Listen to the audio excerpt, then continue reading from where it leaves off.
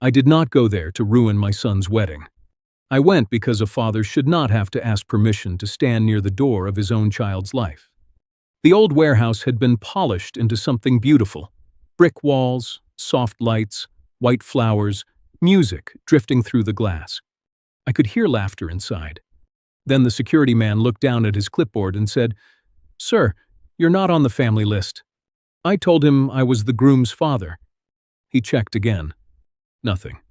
Behind him, near the welcome table, I saw the seating chart. My name was not on it. Not at the family table. Not at any table. But beside it sat a vendor ledger, half open. I should have looked away. Instead, I read one line. CT relocation proceeds. My initials. My money. My house. And my son was inside, smiling at his bride like every flower in that room had bloomed for free. Welcome back to Final Act Revenge. Before I tell you what that line meant, tell me where you are watching from and what time it is there right now. If it is late where you are, please take care of your rest and your health. Some stories hurt more when we are tired. I stood there with my wedding envelope in my hand and realized the night had only begun. My son was still smiling when I read the next memo and understood the wedding had been built on the story that I had disappeared willingly. My name is Clement Tabor. I was 73 years old when my son made me stand outside that wedding door, but most of my life had been spent inside places where doors opened before sunrise. Factory doors, warehouse doors, loading bay doors with cold air blowing in from the alley, while forklifts beeped and men shouted over engines before coffee had even settled in their hands. I lived in Columbus, Ohio, long enough to watch whole blocks change shape. Old plants became storage units. Storage units became wedding venues. Men like me became background. I was never famous. I never had a title that sounded good at a dinner table.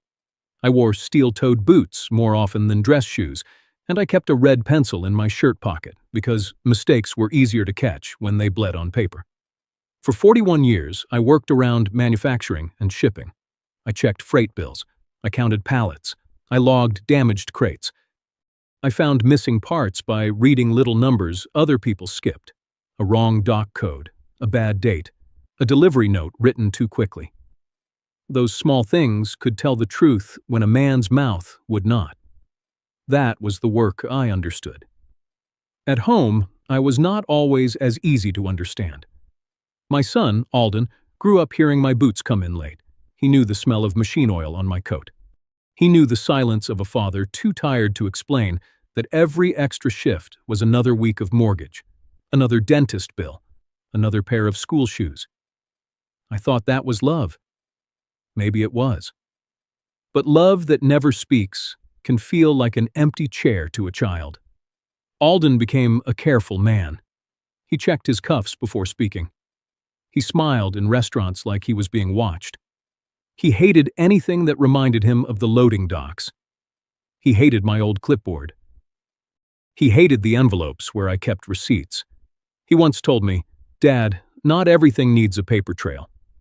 I told him, "The things that matter usually do." We were both right in ways that hurt us later. After my wife died, the house got too quiet. I still paid the bills, but online banking never felt natural to me. The numbers were too clean on a screen. No ink, no carbon copy, no clerk stamping the corner. Then I had a dizzy spell in a grocery store parking lot. Nothing dramatic. Just one bad afternoon, one shopping cart I leaned on too hard, and one son who suddenly sounded gentle. "Let me help with the small stuff," Alden said. "Utilities, insurance reminders, things like that. You should not have to fight an app every month." I wanted to believe that was care. So I gave him limited access. Light bill, water bill, home insurance reminder. Nothing more. I did not give him my house. I did not give him my savings. I did not give him permission to turn my life into a wedding budget. But that is the trouble with trust. It rarely announces the moment it becomes control. A few days before the rehearsal dinner, a bank officer named Nadine Crow called me. Her voice was polite, but careful, the way people sound when they are trying not to frighten an old man. "Mr. Tabur," she asked, "did you authorize a transfer marked father relocation reimbursement?" I was sitting at the kitchen table when she said it. The same table where Alden used to spill cereal before school. I frowned at the phrase, relocation. I had not relocated. Not then, not willingly. I told Nadine I would ask my son. I even thanked her for being cautious, as if caution was something other people needed more than I did.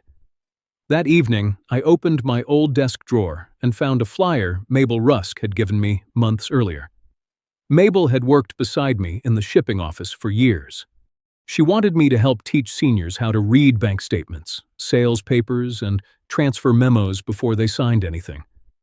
I had laughed and told her, "Nobody wants an old freight man teaching paperwork," she said. "Clem, everybody needs one before they lose something." I wish I had listened sooner, because by the time I remembered Nadine Crow's call, I was no longer sitting at my kitchen table. I was standing outside my son's wedding with no seat, no house, and a ledger that knew more than my own family had told me. The welcome table was dressed better than most living rooms I had ever owned. White linen, gold clips, a little glass box for cards. There were peach-colored flowers in tall vases and a framed sign that said, "Find your seat and celebrate love." I almost laughed at that. Not because it was funny, because I had spent the last minute trying to prove I belonged in the room where my own son was being celebrated. The security man had stepped aside by then, not because he believed me, but because he did not know what to do with an old man who would not yell. I stood near the edge of the check-in table, close enough to see the seating chart again. Bree Halston's family had a whole table. Friends from work had a table. People I had never met had table numbers printed in neat black script. My name was nowhere. A woman in a dark green dress came toward me with the kind of smile people use when they are already angry. She held a folder against her ribs. "Mr. Tabur?" she asked. I looked at the badge hanging from her wrist. Sloan Mather, wedding planner. "That depends," I said. "Am I on your list?" Her smile tightened. "This area is for invited guests and vendor staff." "Then I suppose my money got invited without me." Her eyes moved, not to my face, to the ledger. That was when I knew she had seen the line, too. Sloan reached over and closed the book so quickly the pages made a soft slap against the table. "Vendor records are private," she said. "Private from guests, private from disruption." That was a strange word to use. Disruption, not mistake, not misunderstanding. Disruption. I had heard men use that word on shipping floors when a crate arrived broken, and everybody hoped the customer would sign before noticing. From inside the room, laughter rose again. I looked past Sloan and saw my son with his arm around Bree. Alden looked polished in a navy suit, the kind he would have hated me for calling expensive. Bree had one hand on his sleeve and the other holding a champagne glass. She saw me. For 1 second, her smile fell. Then she walked over like someone trying to keep a vase from tipping in front of guests. "Mr. Tabur," she said softly, "Alden told us you weren't feeling up to tonight." I looked at her. Not hard, just long enough for her to hear herself. "He told you that?" She nodded, but her eyes were already moving between me, the closed ledger, and the seating chart. "He said you might come tomorrow, if you felt better." "I felt well enough to pay for the lights," I said. Bree's fingers tightened around the stem of her glass. Sloan stepped in. "This is not the place for a family discussion." "No," I said. "It seems to be the place for a family dinner." That was when Alden finally saw me. His face changed in pieces. First surprise, then embarrassment. Then that controlled smile he used when he wanted people to think everything was handled. He crossed the room fast. "Dad," he said, low. "Not here." 2 words. Not here. Not, "Are you all right?" Not, "I'm sorry you were stopped." Not, "Why is your name missing?" Just, "Not here." He put one hand near my elbow, not quite touching me, like I was a hot pan he needed to move off the stove. Bree stood beside him now. Sloane stayed near the ledger. And then an older man in a gray sport coat approached from behind the welcome table. He had Bree's eyes, but not her panic. "Wes Halston," he said. "Bree's father." I shook his hand. His grip was firm. His face was careful. "Mr. Tabir," Wes said, "Alden told us you had blessed the wedding and wanted the young couple to use the house money to begin their life." The room did not stop. Music still played. Forks still touched plates. Somebody laughed near the bar, but for me, every sound went thin. I looked at Alden. He stared past my shoulder. That was answer enough. "I blessed my son," I said. "That is not the same as signing away my roof." Bree lowered her glass. Sloane looked toward the ledger again, as if she wished she had carried it away sooner. Alden's jaw tightened. "Dad, we discussed downsizing." "We discussed gutters," I said. "We discussed the water heater. We discussed you helping me pay bills online because I trusted you. We did not discuss erasing me from my own house or your family table." His cheeks flushed. Not with shame, with anger that I had said it where people could hear. That was the first moment I understood the size of his plan. It was not just money. It was a story. A clean story. A story where I was old, agreeable, confused enough to be managed, and generous enough to be useful. Sloane lifted the ledger from the table. I moved only my eyes, but I caught one more line before the cover closed completely. Venue balance, seller proceeds pending. Seller proceeds. My chest went cold. The savings account was only the first door Alden had opened. The house I thought was mine may have already been standing in somebody else's paperwork. I left the warehouse before my son could guide me into some side hallway and turn the truth into a whisper. That was what he wanted. Quiet. A closed door. A few soft words where nobody could tell the difference between an explanation and a lie. Outside, the evening air smelled like rain on old brick. A delivery truck idled near the service entrance, and two men in black shirts carried boxes of glassware through the back door. I watched them for a moment. Old habit. The front of a building tells you what people want you to see. The back door tells you what they had to pay for. Alden followed me out. "Dad," he said, keeping his voice low. "Please, you're making this harder than it needs to be." I turned toward him. "No," I said. "I'm reading it harder than you expected." His jaw moved once. "You saw a line in a ledger. That does not mean you understand the situation." That almost made me smile. My son had forgotten what I had done for a living. "A bad line on a ledger is how freight disappears," I said, "and how a man learns who signed for it." Alden looked back through the glass doors. Bree was inside, still smiling for guests, still trying to make the room look untouched.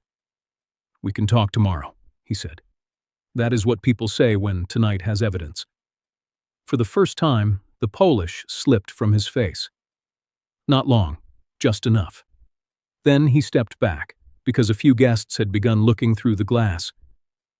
I did not go back inside. I called a taxi and went to the motel. It was the kind of place men use when a job runs late or a life runs out of room. The lamp buzzed. The carpet smelled faintly of old smoke. The ice machine in the hall coughed every few minutes like it was tired of being needed. Alden had paid for 2 weeks there. Temporary, he had said. Just until the house situation settled. I sat on the edge of the bed in my suit and pulled out the little notebook I still kept in my jacket pocket. The cover was bent. The pages were thin. I had used notebooks like that on shipping floors when computers went down and everyone suddenly remembered paper could still tell the truth. Then I called Nadine Crow. She answered with the same careful voice I remembered. "Mr. Tabor," she said, "are you safe?" That question did something to me. Not, "Did you approve it?" Not, "Did your son explain?" "Are you safe?" "I am in a motel," I said. "My son says it is temporary." There was a pause. Do you have identification with you? Yes. Good. Tomorrow morning, I need you to come into the branch. Tonight, I can only speak generally, but there are several transfer descriptions that need verification. I opened my notebook. Read them. Mr. Tabur. Please. She took a breath. Father relocation reimbursement. I wrote it down. Estate transition advance. I wrote that down too. Care support bridge. My pencil stopped. Care. That was a clean word, a decent word, a word people trust. And one marked family event reimbursement, Nadine said. That one landed differently. Family event. Not the light bill, not water, not insurance, not medicine. I stared at the motel wall, at a framed picture of a river I doubted had ever been near that building. What amount? I asked. I would rather review the exact figures with you in person. Nadine. Her voice softened. Some payments appear to move through an account labeled AT Household Transition before reaching outside vendors. A T. Alden Tabur, Household Transition. I pressed the pencil so hard the point snapped. That was the old trick. Rename the thing until it sounded responsible. Call a cage a safety plan. Call theft a reimbursement. Call a wedding a transition. On the small table sat the envelope from the welcome desk. No table number, no note. Just my name, returned to me by a stranger who had been told I did not belong. Then Nadine said, I also need to ask about possible proceeds connected to the property. The room changed, not visibly, inside me. What property? Your residence on Barlow Street. I knew that house by sounds more than address. The furnace tapping before dawn, the screen door banging in wind, Alden's feet running down the stairs when he was 7. My house, I said. Yes, sir. I did not authorize house money for a wedding. I understand, but I need to ask plainly.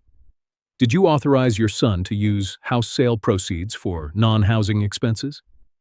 I sat back down. The mattress gave under me like it had been waiting for bad news. House sale proceeds. I had known about the savings. I had suspected the wedding vendors. But a house is not a savings account. A house holds years. It holds birthdays, arguments, repairs you could not afford, and did anyway. It holds the height marks on a doorframe after a child begs you to measure him again. I looked at my broken pencil. Then I looked at the wedding envelope. Nadine, I said, I never agreed to leave my house. There was silence on the line. When she spoke again, her voice had changed. Then tomorrow, Mr. Tabur, we need to begin with that. That was the first time I understood Alden had not only emptied my account. He had already spent money from a house I had never agreed to leave. The bank opened at 9. I was there at 8:42. Old habits do not retire just because a man does. If a truck was supposed to leave at 6, I was on the dock at 5:30. If a clerk said the numbers would be ready Monday, I checked Friday afternoon. That morning, I sat in my parked car with the motel key on my lap and watched people walk past the branch windows carrying coffee, phones, and lives that still seemed attached to them. Mine felt loose, like one bad signature could pull it all apart. Nadine Crow met me near the side offices. She was about 50, with silver in her dark hair, and the kind of steady face people need when they are about to say something hard. Mr. Tabur, she said, I'm glad you came in. I am not sure glad is the word. No, she said, but it is better than waiting. She took copies of my ID, printed a transaction summary, and turned the screen so I could see without feeling handled. I appreciated that. Some people talk louder when they see gray hair, as if age is a hearing problem and not a history. The first transfer was not huge by itself. Neither was the second. That was the clever part. Amounts moved in pieces, enough to pass through, not enough to scream. A florist payment, a lighting deposit, a catering balance, then a larger movement into AT household transition, Alden's initials, his pretty little bucket for my life. Nadine pointed with her pen. These descriptions are the concern. Father relocation reimbursement, estate transition advance, care support bridge, family event reimbursement. I looked at those words until they stopped looking like words. They make it sound like I was being helped, I said. That is why I wanted you here. Did any of them say wedding gift? No. That answer sat between us, small, heavy. I rubbed my thumb against the edge of the paper. If I had gifted my son a wedding, I said, I would have expected a chair. Nadine looked down for a moment, not unprofessional, human. We can restrict further access today, she said. We can also start a review. I cannot promise outcomes from this desk, but I can document your statement and flag the account. Do that. The words surprised me. They came out clean. For most of the night, I had still been thinking like a father. Maybe Alden would explain. Maybe grief, pressure, embarrassment, some old wound between us had bent him into a shape he could still come back from. But paper does not care about excuses. Paper only asks what happened. When I left the bank, I called Mabel Rusk. Mabel had worked in the shipping office with me for 26 years. She was 5 feet tall, maybe less, but I had seen grown men twice her size go quiet when she found a bad invoice. She answered on the third ring. Clem, I need another set of eyes. Numbers or family? I looked at the papers in my passenger seat. Both. We met at Harlan's Diner, the kind of place with cracked vinyl booths and coffee strong enough to keep a forklift awake. Mabel came in wearing a blue raincoat and carrying reading glasses on a chain. She did not hug me right away. That was Mabel. First, she looked at my face. Then she looked at the folder under my arm. Then she said, Who do I need to be mad at? My son. She nodded once, like she had hoped for a different answer and already accepted the worse one. I slid the bank summary across the table.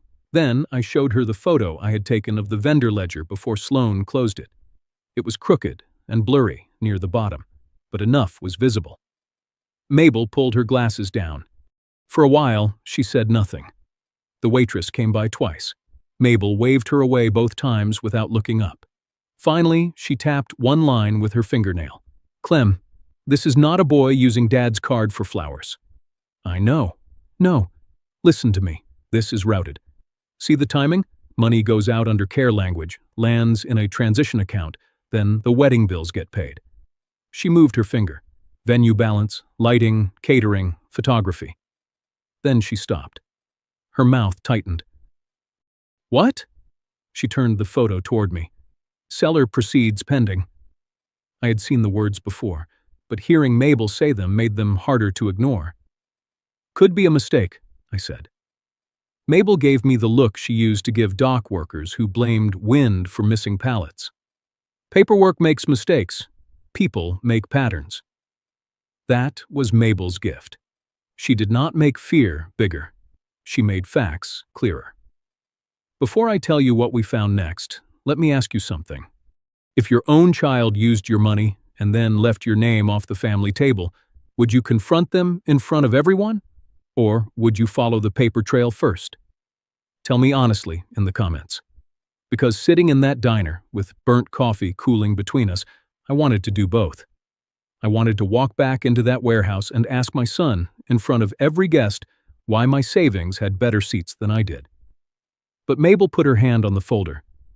Clem, she said, anger is loud. Evidence travels farther. So we made copies. Bank summary, ledger photo, wedding envelope with no table number, taxi receipt, motel receipt.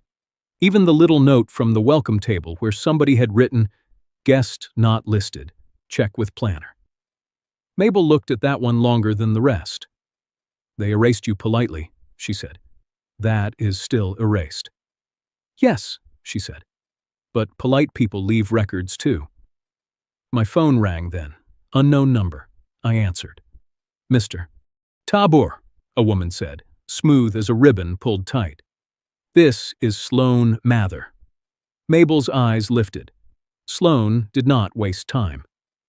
I understand you photographed private vendor records last night.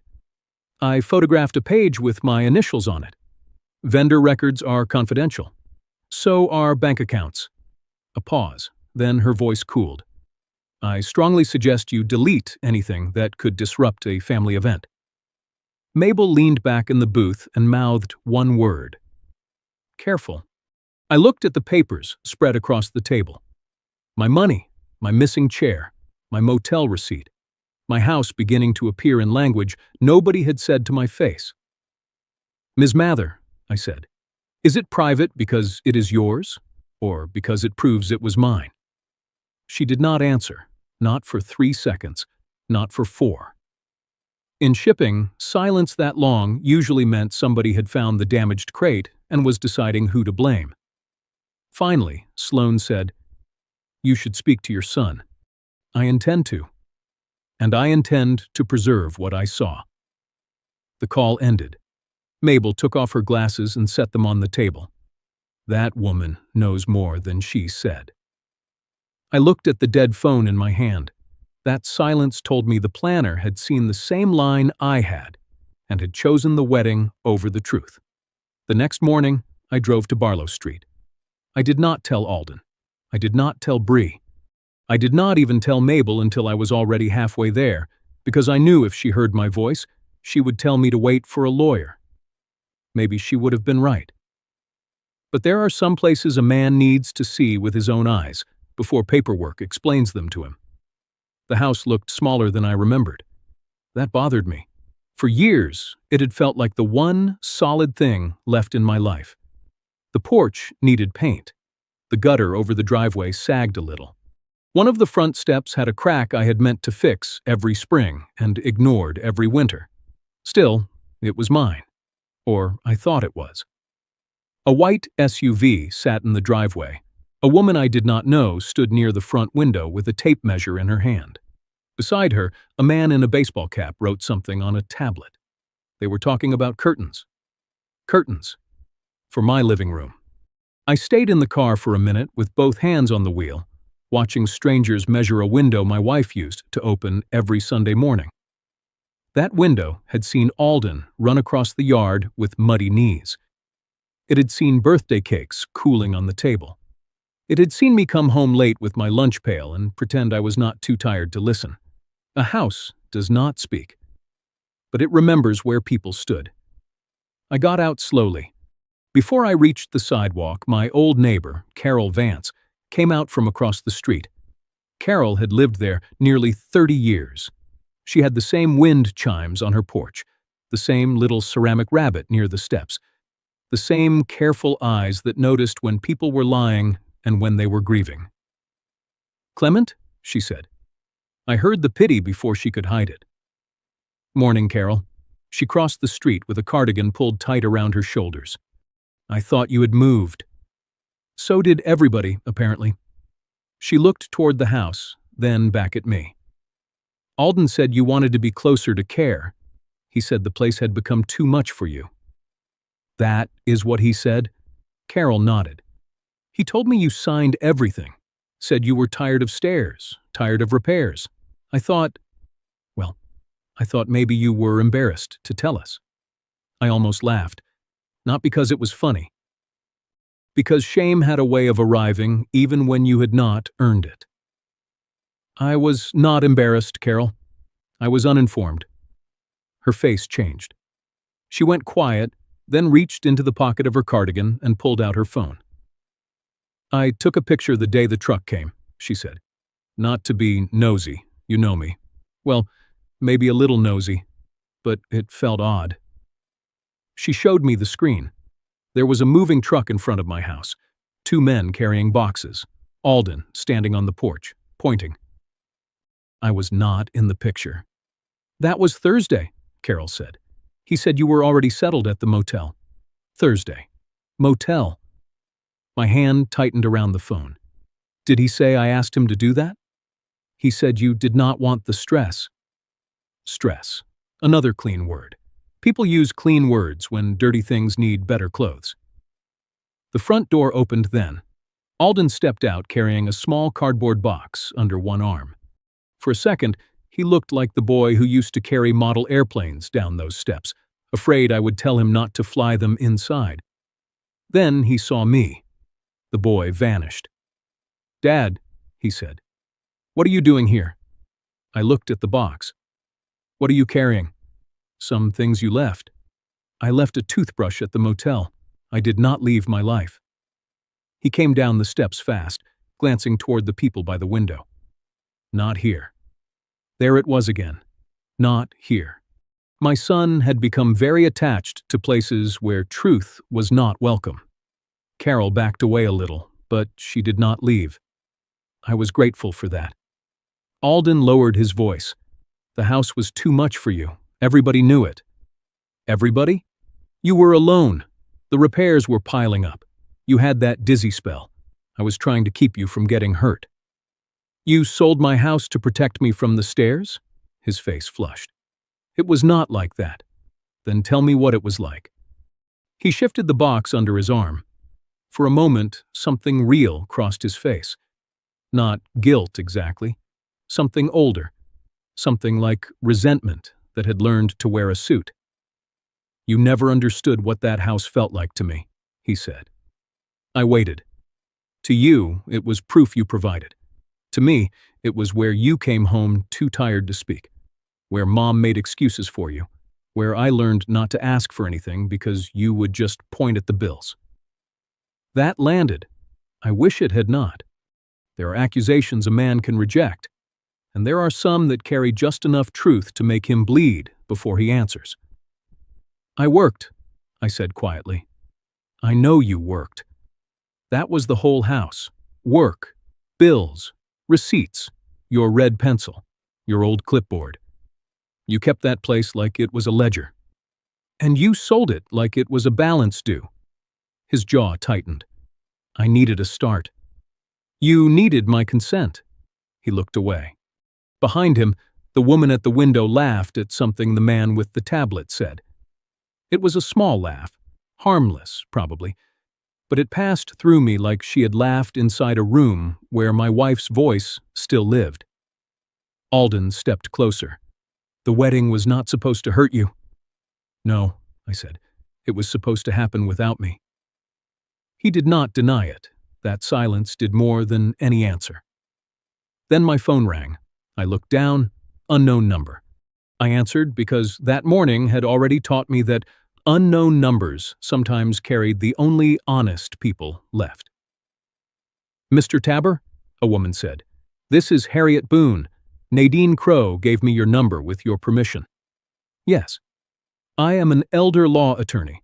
I have reviewed the notes she could provide, and I need to ask you something before we discuss the money." Alden's eyes narrowed. I turned slightly away from him. Harriet's voice was calm, but there was steel under it. "Did you ever sign anything saying you voluntarily vacated your home?" The street seemed to go still. Carol stopped moving. Alden stopped breathing.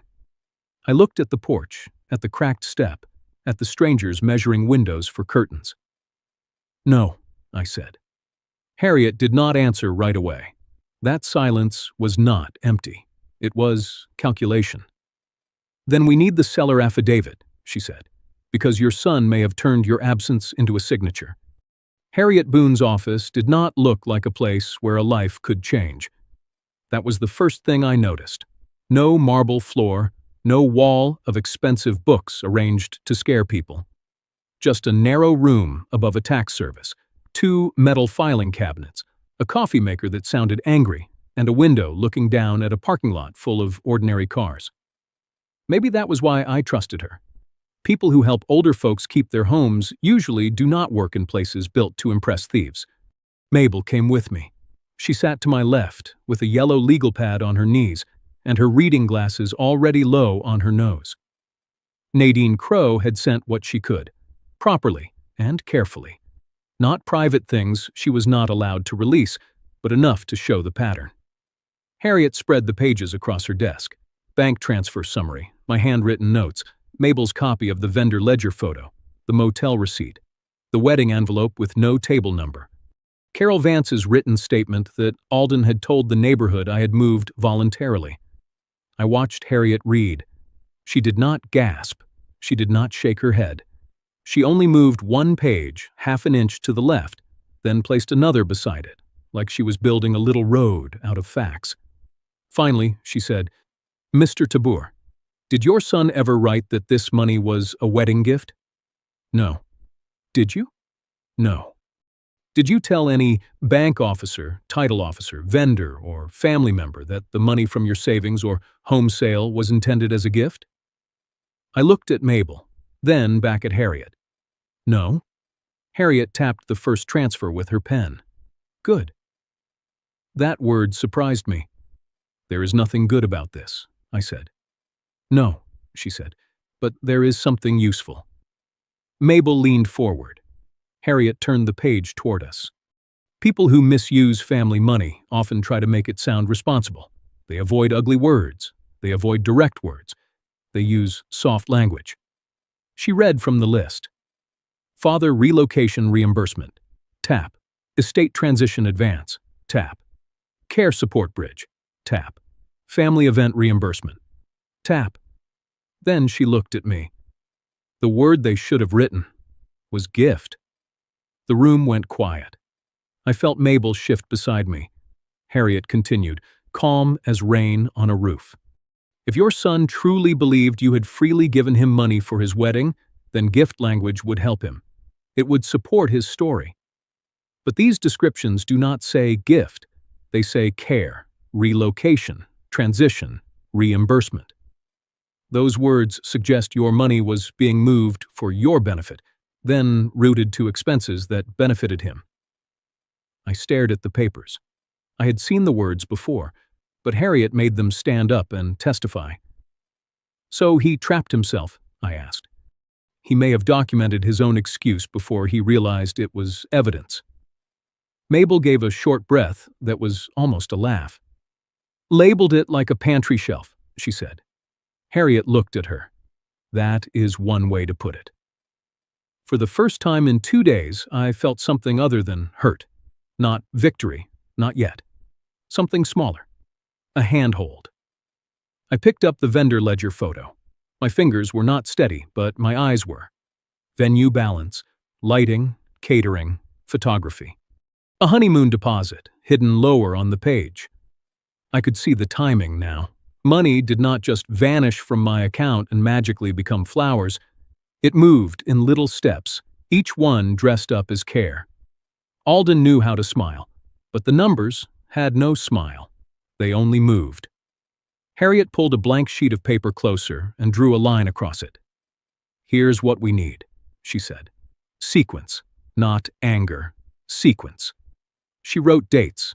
The first transfer, the motel payment, the vendor payment, the note about seller proceeds, the wedding event. Then she circled the empty space before the first transfer. "We still need the house document." "The seller affidavit," Mabel said. "Yes, if your son or anyone involved represented that you voluntarily vacated, we need the exact date, exact wording, and who relied on it." I rubbed my palms together. My son is going to say I agreed. "He can say anything," Harriet said. "We are not chasing what he says. We are checking what he wrote." That sentence stayed with me. There is a mercy in that, sometimes. Words spoken in family can twist around grief, guilt, old disappointment. A son can say his father was cold.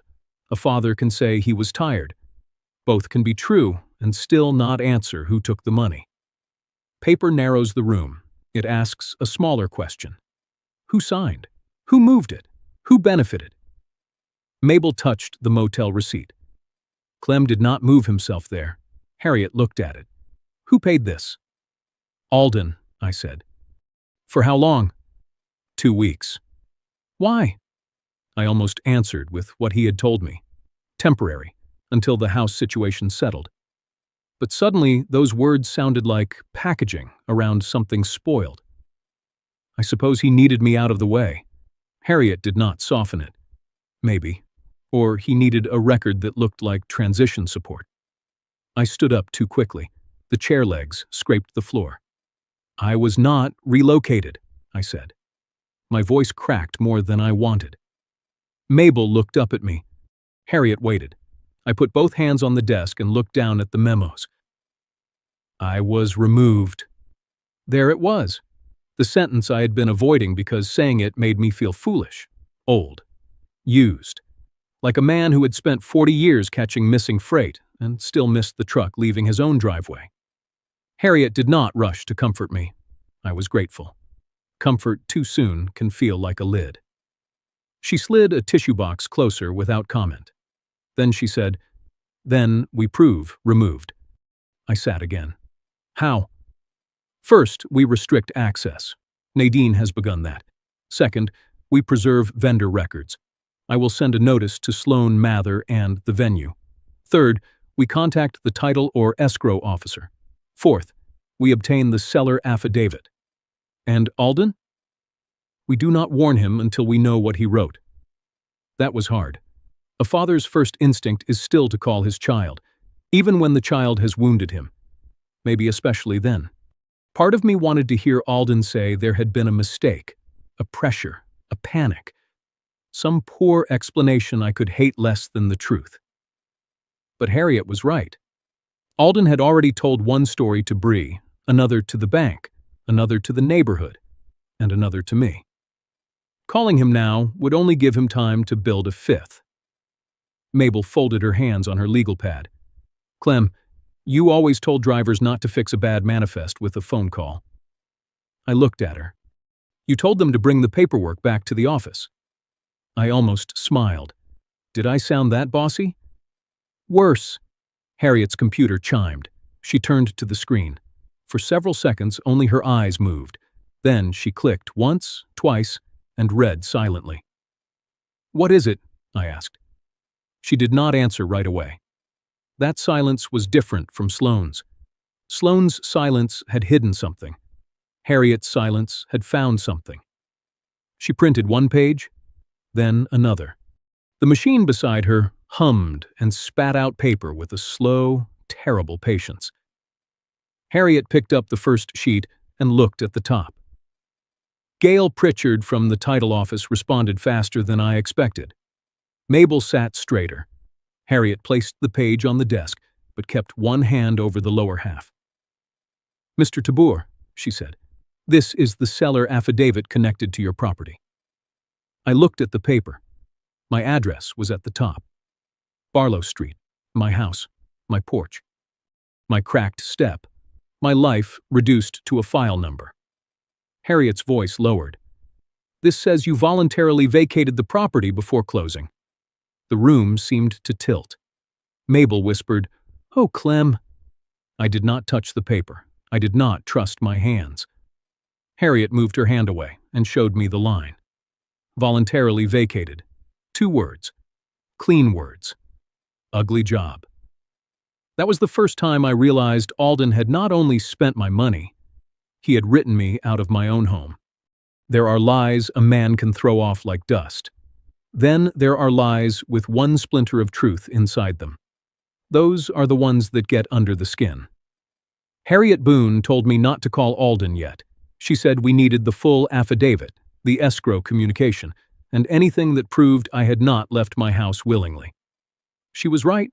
Mabel was right too. Nadine was right. Everybody with a clear head was right. But I was still a father. And fathers do foolish things when they are trying to hear one sentence from a child that would make the whole world less ugly. So when Alden called that afternoon and asked me to meet him before the wedding weekend fell apart, I went. He chose a coffee shop 2 blocks from the warehouse venue. Not the diner where Mabel and I had spread out the papers. Not my motel. Not the bank. A public place. But not too public. That was Alden's style. He wanted witnesses close enough to make me behave, but far enough away not to hear the truth. Bree was already there when I arrived. She sat beside him with her hands wrapped around a paper cup she had not touched. Wes Halston sat across from them, his gray sport coat folded over the chair beside him. He looked like a man who had come to measure damage before deciding whether his daughter should step over it. Alden stood when he saw me. "Dad," he said. No hug, no apology. Just my name in his mouth like a problem on a schedule. I sat down. What did you want to say? He looked at Bree, then at Wes, then back at me. I want you to stop making this look like something criminal. The word hit the table hard. Criminal. I had not said it. He had. Bree looked down. Wes did not move. Alden leaned forward. You know I have been helping you. You know you were struggling with the house, the stairs, the bills, the repairs. I was trying to create a better situation for everyone. For everyone? I asked. Yes. Then why was I in a motel while my money was in a flower arrangement? His face tightened. Because you always make things sound worse than they are. I almost answered fast. I almost became the old foreman voice from the dock, sharp and final. But something in Bree's face stopped me. She was listening now, not posing, not protecting the room, listening. So I spoke slowly. Alden, did I tell you to sell my house? He swallowed. We discussed downsizing. Did I tell you to use my savings for the wedding? You said family should help family. Wes finally spoke. That is not the same thing. Alden turned on him, just a little.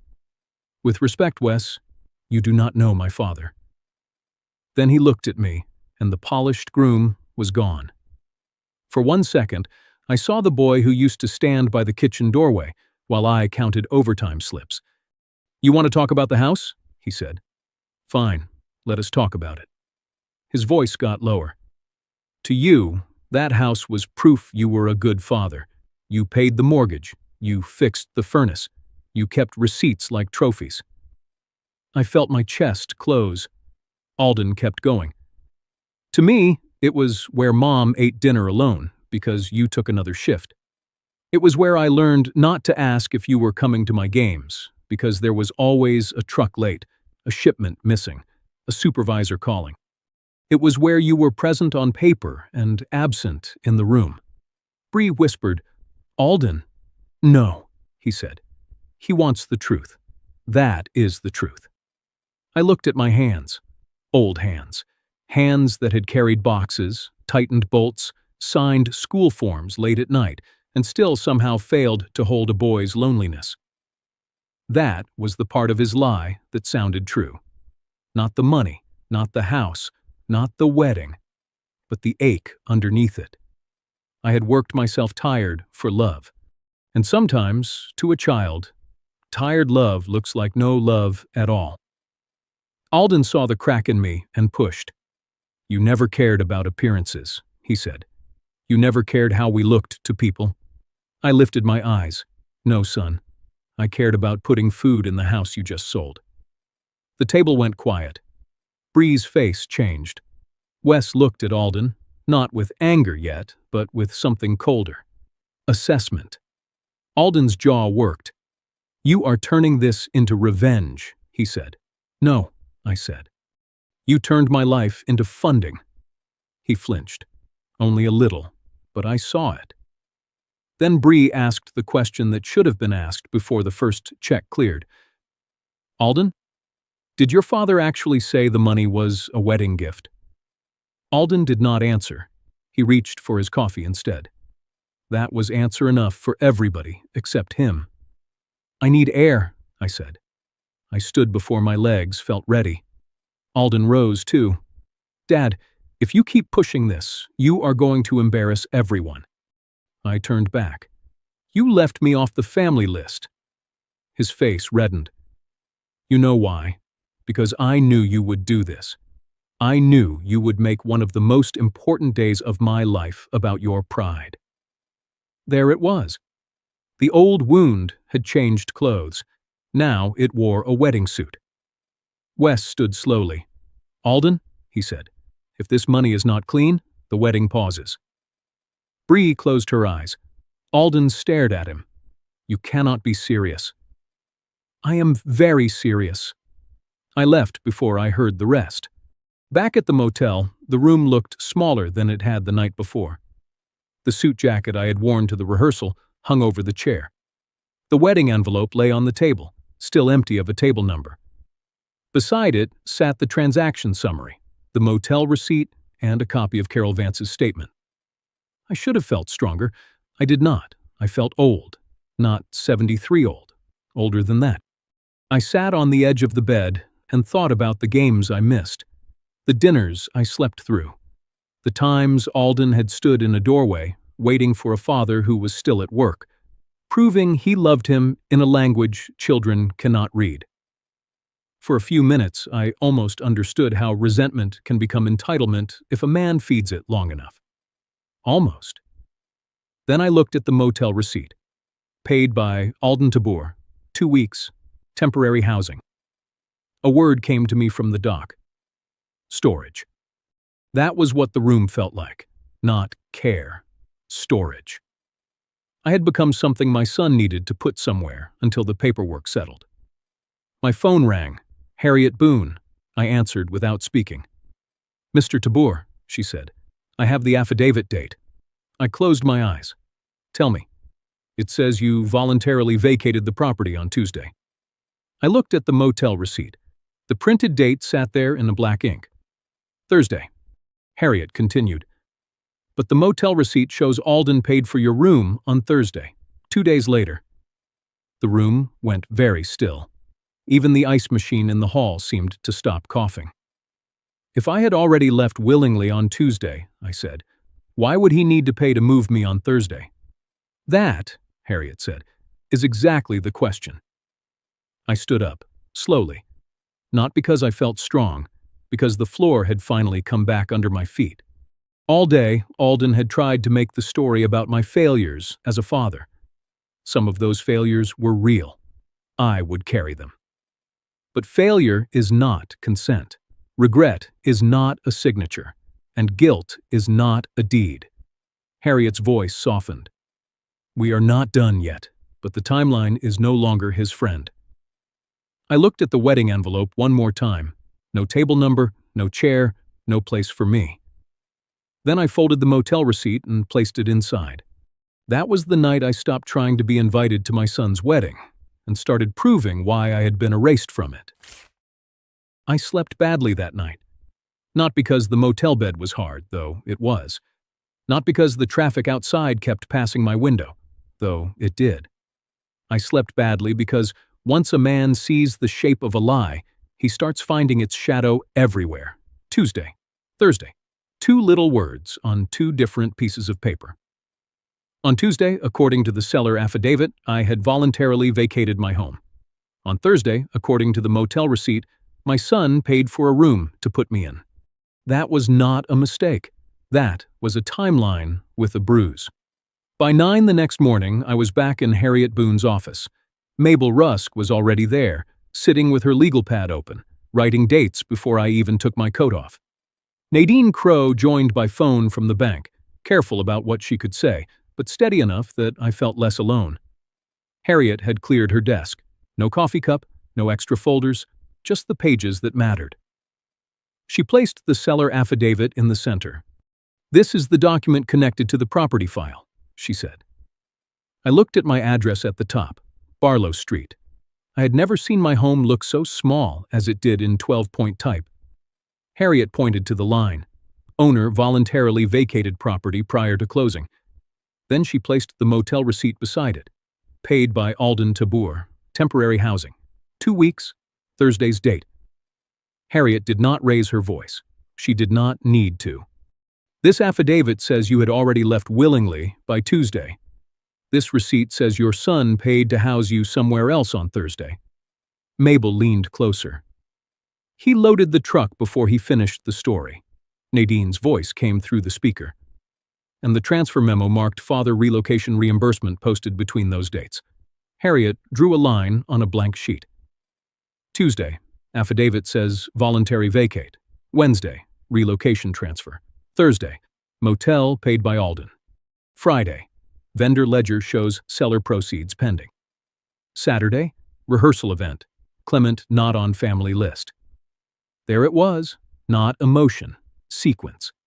Alden had spent days trying to make me feel confused. The timeline made me feel painfully clear. I touched the Thursday receipt. "If I had already left willingly on Tuesday," I said, "why would he need to pay for this on Thursday?" Harriet nodded. That question matters. Can it stop the sale? She did not lie to me. A good lawyer does not sell hope like a product. Maybe not instantly, she said. A disputed property transaction takes time. The buyer may have their own protections. Title review, escrow hold, civil recovery, and possible financial exploitation review are all separate pieces. So I may not walk back into my house tomorrow. No, Harriet said, but we can stop him from spending the story that pushed you out. That sentence gave me more comfort than false promises would have. I did not need magic. I needed the truth to stand somewhere official. Mabel tapped the vendor ledger photo. What about Sloan? Harriet turned another sheet. I sent a preservation notice last night. Vendor records, emails, payment notes, any communication tied to funding source language. She responded through the venue manager this morning. What did she say? I asked. That the event was private and she was not party to family finances? Mabel snorted. She was party to the ledger. Harriet almost smiled. Yes, and the ledger is why she does not get to pretend she saw nothing. Then Harriet's email chimed. She opened it, read, and went still. What now? I asked. This is from Wes Halston, Bree's father. Harriet printed the email and set it before me. It contained a screenshot, a text message from Alden to Bree. I read it once, then again. Once Dad calms down, I'll make it look like he wanted this. We just need to get through the weekend. The room tightened around those words. Bree had forwarded it to her father. Wes had sent it to Harriet with one sentence. I need to know whether my daughter is marrying a man or a cover story. I looked away from the page, not because I was surprised, because I was not. That hurt in a different way. Alden had not panicked after being caught. He had planned for my hurt to become something inconvenient that would pass if everyone kept smiling long enough. Mabel reached over and touched my sleeve. Clem, I'm all right. You are not. No, I said, but I am upright. Harriet placed the text beside the timeline. This does not prove everything by itself, she said, but it supports knowledge. He knew you were not calmly consenting. He knew he needed to make it look that way. Nadine added, and it aligns with the account activity. There was that word again, aligns. In shipping, when the paperwork aligned against a man, there was no speech that saved him. You could explain. You could complain. But if the seal number, dock time, driver log, and receiving stamp all told the same story, the story was over. Alden's problem was not that one document looked bad. It was that every document began pointing in the same direction, away from care, toward control. Harriet began sorting the pages into 3 stacks. Tonight, there is a final vendor walkthrough at the warehouse venue, correct? I nodded. Sloan will be there. Alden will be there. Bree and Wes will likely be there. The venue manager should be there. Some vendors too. She wants it to look perfect, I said. That is why we go then. My stomach turned. I am not going there to shout. No, Harriet said. You are going there to correct the record. Mabel pushed her glasses higher on her nose. About time somebody put Clem back on the list. I looked at her. She shrugged. What? You always liked accuracy.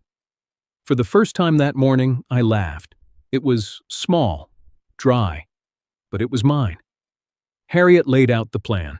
She would present the preservation notice in person. Nadine would confirm that account access had been restricted pending review, without exposing anything she was not allowed to say publicly. Mabel would identify the invoice code pattern on the vendor ledger if Sloan tried to deny it. Wes would ask Bree whether she wanted the wedding to continue using funds now formally disputed. And me? I would bring the wedding envelope with no table number, the motel receipt inside it, the seating chart photo, the house papers, all the places my name had been used, missing, or moved. I stared at the documents spread across Harriet's desk. For 2 days, I had felt like an old man chasing after his own life, while younger people moved faster, smiled better, and used cleaner language. But paper has no youth. Paper does not care if a groom looks handsome. Paper does not care if a planner wants good photographs. Paper does not care if a son has learned to tell lies in a suit. Paper waits. Then it speaks. Harriet gathered everything into a folder and slid it toward me. "You do not have to decide forgiveness tonight," she said. "Only truth." I held the folder. It was heavier than I expected, maybe because it carried more than evidence. It carried my name back toward a room where they had removed it. Before we left, I asked Harriet one question. "What if Alden says I'm just bitter? What if he says I'm old and confused?" She looked at me, steady as stone. "Then we let the dates answer him." That was when I knew. They had left my name off the family table, so I decided to bring every document that still carried it. The warehouse looked even prettier the second time. That was the first thing that made me angry. Not loudly, not in a way anybody could see, just a slow burn under the ribs. The brick walls glowed under warm string lights. Long tables stretched across the room with folded napkins, little candles, and flowers arranged like money had learned how to bloom. A violinist was testing a soft piece near the bar. Two men were adjusting lights over the dance floor. Everything looked ready. Everything except the truth. Harriet Boone walked beside me with the folder under one arm. Mabel Rusk was on my other side, carrying her yellow legal pad like it was courtroom evidence. Nadine Crowe had come too, not to reveal private banking details in public, but to confirm what had already been put into review. I carried the wedding envelope, no table number. Inside it, I had folded the motel receipt. At the entrance, the same security man saw me and stiffened. "Sir," he said, "I was told—" Harriet stepped forward. "He's not here as a guest," she said. "He's here as the source of disputed funds." That sentence did more than raise voices ever could. It moved through the room like a cold draft. Sloane Mather turned first. She was standing near the welcome table with a headset clipped to her ear, one hand resting on the vendor folder as if she could hold the whole event together by pressing down hard enough. Alden was near the center table, talking to Wes Halston. Bree stood a few feet away in a pale rehearsal dress, beautiful and pale, and no longer smiling like she believed beauty could solve anything. Alden saw me, then he saw Harriet, then he saw the folder. His face did not break all at once. It tightened in small places. "Dad," he said, walking toward us. "What are you doing?" I looked at the seating chart. Still no Clement Tabor, not under family, not under friends, not anywhere. "I came to find my chair," I said. Sloane reached us before Alden did. "This is a private family event," she said. Mabel looked at the flowers, the lights, the table cards, and then at Sloane. "Funny," she said. "His money was invited before he was." For once, Sloane had no polished answer. Harriet placed her folder on the welcome table. Not dramatically, carefully, like someone setting down something that might cut if handled wrong. "Sloane Mather," she said, "you received a preservation notice regarding vendor records, payment notes, funding source communications, and ledger entries tied to this event." Sloane's eyes flicked toward Alden. That was mistake number one. Harriet noticed. Mabel noticed. I noticed. Alden stepped in. "This is ridiculous. Dad is upset. He has been confused about some family decisions." Bree looked at him then. Really looked. Harriet opened the folder. "Then let us keep it simple." She took the seating chart first and turned it so everyone could see. A few nearby guests drifted closer. A vendor carrying a tray slowed down near the bar. The violinist stopped tuning. Harriet pointed. "Mr. Tabor's name is absent from the family seating list." Alden exhaled sharply. That was a planning oversight. Sloane said nothing. Harriet placed the vendor ledger photo beside it. Yet the vendor ledger includes payment notes tied to CT relocation proceeds, estate transition advance, and seller proceeds pending. The room changed. People do not always understand legal words, but they understand when a missing name appears in the money column. Harriet said it plainly. His name was missing from the family table, but his money was listed on every invoice. Bree covered her mouth. Wes Halston took one step back from Alden. Alden looked at me as if I had betrayed him by letting the papers speak. Dad agreed, he said. He knew we were downsizing. He knew the money was going toward family. Harriet placed the seller affidavit on the table. Then this should help you. Alden's face went still. I had seen that look before, on loading docks. A man saw the broken seal number and knew the missing freight was about to become his problem. Harriet pointed to the line. Owner voluntarily vacated property prior to closing. Then she placed the motel receipt beside it. Affidavit date, Tuesday. Motel payment by Alden Taber, Thursday. Mabel leaned forward. 2 days after he supposedly left willingly.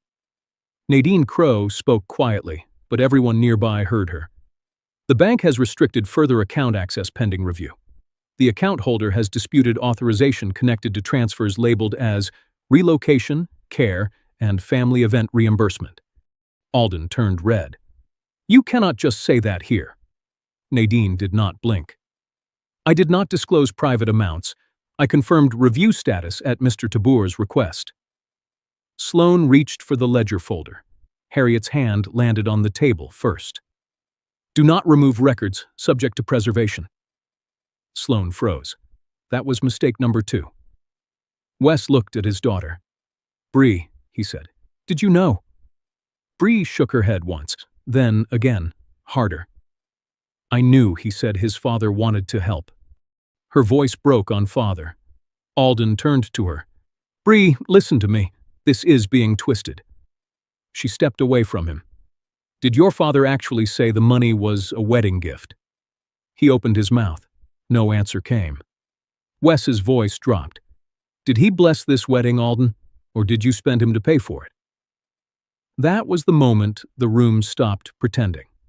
No violin, no silverware, no polite laughter. Just my son standing in a beautiful room bought with ugly words. I reached into the wedding envelope and took out the motel receipt. For some reason, my hands were steady. I did not come to ruin your wedding, I said. I came because you used care language to move my money, used house language to move me, and then left me outside the door like I was the embarrassing part. Alden's eyes flashed. You never understand what this meant to me. I understand more than you think, I said. I understand wanting to look like you made it. I understand being ashamed of old floors, old jackets, old fathers who smell like work. But you do not get to heal your shame by selling my shelter. Bree closed her eyes. Sloan whispered, we should take this somewhere private. Harriet turned to her. That was attempted. The private version is why we are here. Then Bree did something no one expected. She walked to the welcome table, took the folder Sloan had been guarding, and set it beside Harriet's papers. This wedding stops, she said. Alden stared at her. What? Until every dollar is clean. The words landed harder than shouting. Wes put a hand on Bree's shoulder, but he did not speak for her. Harriet continued, calm as ever. Here is what happens next. Disputed vendor payments are preserved. Title and escrow communications remain under review. Mr. Tabor's account access is restricted. Any settlement discussion begins with repayment, written acknowledgement, and financial safeguards. Alden looked around the room. For the first time, there was nowhere for his smile to go. No corner, no hallway, no softer story. Sloan looked like she wanted to disappear into her headset. Mabel, beside me, whispered, that is what happens when the paperwork finally gets a chair. I almost laughed. Almost? Alden looked at me then, not as a groom, not as a man caught, but as my son. His voice came out smaller. Dad, is there any way back from this? I looked at the seating chart, at the whiteboard with gold letters. at all the names printed cleanly, at the empty place where mine should have been. The truth had won the room. But winning a room is not the same as healing a family. I looked back at Alden and realized the hardest part was not proving what he stole. It was deciding what kind of father I would be after he admitted it. A wedding can stop in one sentence. A family does not. That was the first thing I learned after the warehouse went quiet. People think the loud moment is the ending, the exposed lie, the face going pale, the bride stepping back, the father standing where nobody wanted him to stand. But the truth is, consequences are quieter. They come in office chairs. They come in signatures. They come in bank forms, settlement drafts, title reviews, and phone calls that begin with, "Mr. Tabor, we have an update." The wedding did not happen that weekend. Bree made that decision before anyone else could make it for her. She did not scream at Alden in front of the guests. She did not throw the ring across the room like something from television. She simply looked at the flowers, the candles, the polished floor, and said, "Not with money that cannot look your father in the eye." I respected her for that. It did not make her innocent of everything. She had wanted a beautiful picture badly enough to ignore questions she should have asked sooner. But when the truth stood in front of her, she did not keep walking past it. That matters. Sloane Mather lost more than her smile that night. The venue required her to preserve every ledger entry, every email, every funding note. Harriet Boone made sure of that. Sloane kept saying she was not part of family finances. Mabel Rusk told me later, "Funny how people love being professionals until professional records are requested." I laughed when she said it. Not much, but enough. Alden signed the first set of documents 2 weeks later. Not because he suddenly became noble, because he had run out of clean exits. His access to my accounts was removed. Permanently. No debit card. No online login. No bill pay authority. No, just helping dad password saved on his phone.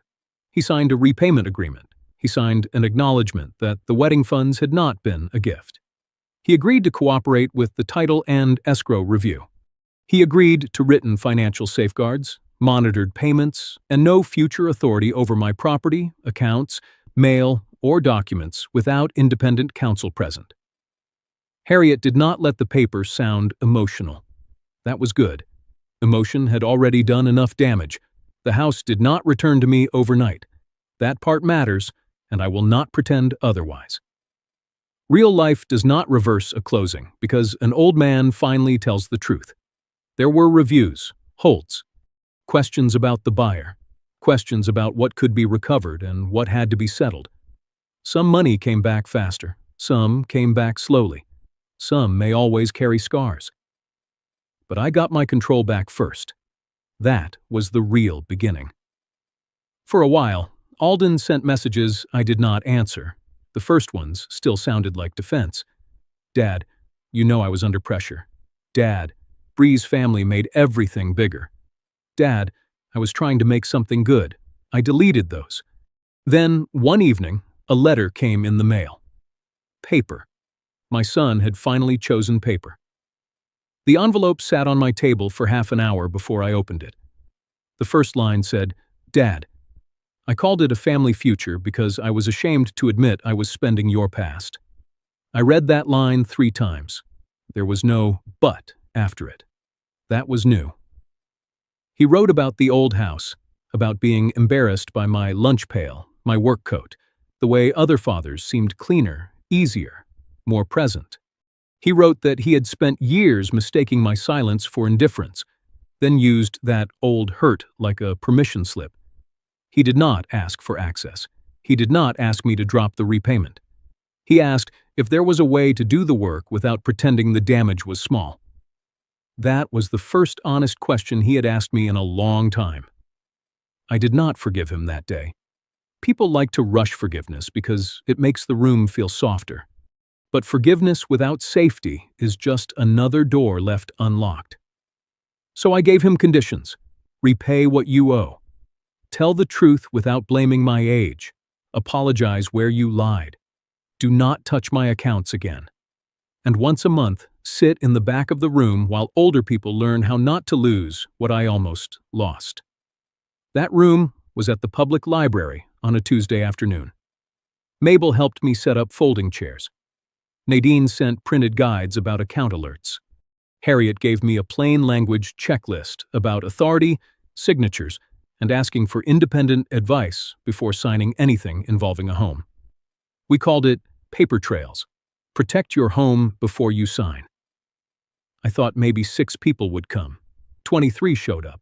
Widows, retired teachers, a man with shaky hands who said his daughter handled everything now, a woman who whispered that her nephew wanted her to sign just a small paper about her condo, a married couple who had never turned on bank alerts because they did not want to offend their children. I stood in front of them with my old red pencil and my old clipboard. For the first time in years, those things did not make me feel outdated. They made me useful.